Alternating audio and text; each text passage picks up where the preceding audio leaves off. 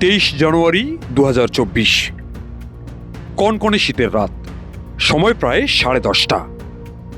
একদল বডিগার্ড নিয়ে রুমে ঢুকলেন দেশের আলোচিত কোম্পানি বসুন্ধরা গ্রুপের মালিক সায়েম সোবহান আনভীর। স্থান বসুন্ধরা গ্রুপের চেয়ারম্যান আহমেদ আকবর সোবহানের বাসভবন, ঢাকা। সঙ্গে দেয়া হলো সিগারেটের ছাইদানি। চেয়ারে হেলান দিয়ে পায়ের উপর পা তুলে বসলেন তিনি। রাজকীয় ভঙ্গিতে ধরালেন সিগারেট।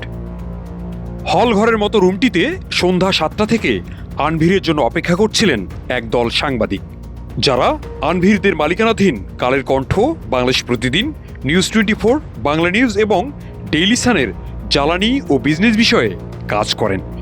মালিকের সঙ্গে মিটিং, ফলে নির্ধারিত সময় 7টার আগে চলে আসেন সাংবাদিকরা। কিন্তু আনভীর এলেন প্রায় 3.5 ঘন্টা পর। সময় দিলেন 10 মিনিটেরও কম।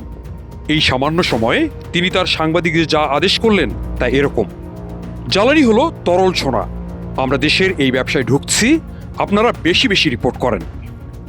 তেলের দাম বাড়াতে হবে, আমি ফুপুকে বলেছি আপনি তেলের দাম বাড়িয়ে দেন। ফুপু আমাকে কথা দিয়েছেন তিনি তেলের দাম বাড়াবেন, সেজন্য আমাদের চাপ তৈরি করতে হবে।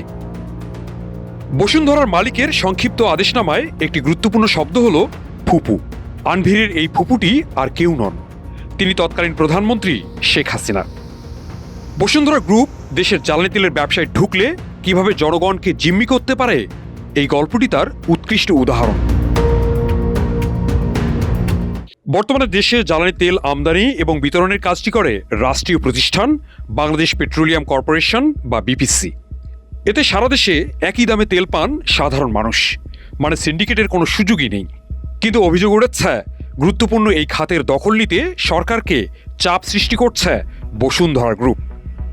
শেখ হাসিনার আমলে তারা সফল হন, কিন্তু ইউনূস আমলে চাপে পড়ে কোম্পানিটি। তবে এবার বিএনপির হাত ধরে দেশের জ্বালানি তেলের বাজার দখল নিতে মরিয়া বসুন্ধরা গ্রুপ। যে ঘটনায় বিপিসিতে শুরু হয়েছে ব্যাপক অস্থিরতা। জানা যাচ্ছে বসুন্ধরাকে তেলের ব্যবসা দিতে মাত্র 4 দিনের মধ্যে নীতিমালা পাল্টাতে বিপিসিকে চাপ দিচ্ছে জ্বালানি মন্ত্রণালয়। কিন্তু তাতে রাজি না হয় সংস্থাটির চেয়ারম্যান রেজানুর রহমানকে সরিয়ে দেওয়ার অভিযোগ উঠেছে। এদিকে বসুন্ধরা গ্রুপকে তেলের ব্যবসা ছেড়ে দেওয়ার প্রতিবাদে সরকারি কোম্পানি পদ্মা, মেঘনা এবং যমুনার কর্মীরা প্রতিবাদে ফেটে পড়েছেন। তাদের আশঙ্কা, বসুন্ধরার হাতে তেলের ব্যবসা গেলে কাজ হারানোর পাশাপাশি দেশে অরাজকতা দেখা দেবে। সিন্ডিকেট করে তেলের দাম বাড়িয়ে দেবে বসুন্ধরা। 2016 সালে ঢাকার অদূরে পানগাঁওয়ে একটি বিটুমিন তৈরির প্ল্যান্ট স্থাপন করে বসুন্ধরা। এই প্ল্যান্টে বাই প্রোডাক্ট হিসেবে কিছু ডিজেল, পেট্রোল এবং অকটেন উৎপাদন করে কোম্পানিটি। কিন্তু সেই তেল সরাসরি বাজারে বিক্রির অনুমতি না থাকায় বিপিসির কাছে বিক্রি করতে হয়। এই বাধা দূর করতে 2021 সালে বসুন্ধরা সরাসরি তেল আমদানি এবং বাজারজাতের অনুমতি চায় সরকারের কাছে। তবে এতে বাধা হয়ে দাঁড়ান বিপিসির কর্মকর্তারা। কিন্তু ক্ষমতাধর আনভীর হাসিনার ফুপু সম্পর্ক কাজে লাগান, কোণঠাসা করে ফেলেন বিপিসিকে। 2023 সালের নভেম্বরে ফাইনালি বসুন্ধরাকে আংশিক তেল আমদানি এবং বিপণনের সুযোগ দেয় সরকার। এ কাজে তাকে সহযোগিতার অভিযোগ আছে শেখ হাসিনার তৎকালীন জ্বালানি উপদেষ্টা তৌফিক-ই-ইলাহী চৌধুরী এবং জ্বালানি প্রতিমন্ত্রী নসরুল হামিদ বিপুর বিরুদ্ধে। এ সময় বসুন্ধরা গ্রুপের একজন কর্মকর্তা এই প্রতিবেদককে বলেন, আমাদের জন্যই এই নীতিমালা করেছে সরকার, ধীরে ধীরে আমরাই দেশের তেল ব্যবসার নিয়ন্ত্রণ নেব। বর্তমানে জ্বালানি তেলের একক নিয়ন্ত্রণ সরকারি প্রতিষ্ঠান বিপিসির হাতে।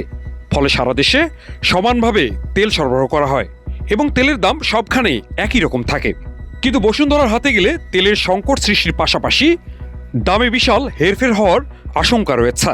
আর দেশের অর্থনীতি যেহেতু জ্বালানি তেলের দামের সাথে সরাসরি সম্পর্কিত, ফলে পণ্যের দামে এর প্রভাব পড়বে ভয়াবহ মাত্রায়।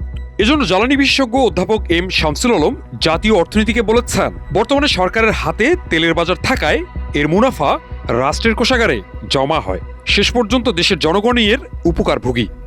কিন্তু এই খাতটি বেসরকারি খাতে ছেড়ে দেওয়া হলে মুনাফা চলে যাবে ব্যবসায়ীদের পকেটে এবং তারা চাইলে সিন্ডিকেট করে যখন তখন দাম বাড়াতে পারবে। এতে ভয়াবহ বিপদে পড়বেন দেশের জনগণ।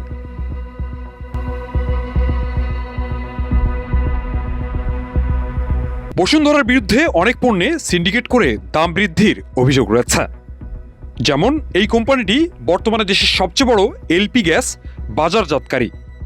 তবে এই গ্যাসের মূল্য নির্ধারণ করে দেয় রাষ্ট্রীয় প্রতিষ্ঠান Bangladesh energy regulatory commission BERC. তবে বাস্তবতা হলো বসুন্ধরা সহ এলপিজি কোম্পানিগুলো সরকারি আদেশ মানে না, বরং তারা ইচ্ছেমতো দামে বাজারে গ্যাস সিলিন্ডার বিক্রি করে। এছাড়া দেশের বিটুমিন ব্যবসার নিয়ন্ত্রণও এখন বসুন্ধরা গ্রুপের হাতে। 2016 সালে এই কোম্পানিটি বিটুমিন প্ল্যান্ট স্থাপনের আগে দেশে এর দাম ছিল বেশ কম। তবে অভিযোগ আছে বসুন্ধরা গ্রুপের চাপে অধিকাংশ বিটুমিন ব্যবসায়ী ব্যবসা গুটিয়ে ফেলতে বাধ্য হয়েছেন। এই সুযোগে বসুন্ধরা বিটুমিনের দাম আকাশ ছোঁয়া করেছে বলে অভিযোগ ভোক্তাদের। এরকম একটি কোম্পানির হাতে জনগুরুত্বপূর্ণ জ্বালানি তেলের ব্যবসা ছেড়ে দেওয়া উচিত কিনা এ নিয়ে দেশে ব্যাপক প্রশ্ন উঠেছে। Ashraful Islam Rana, vision 24, Toronto, Canada.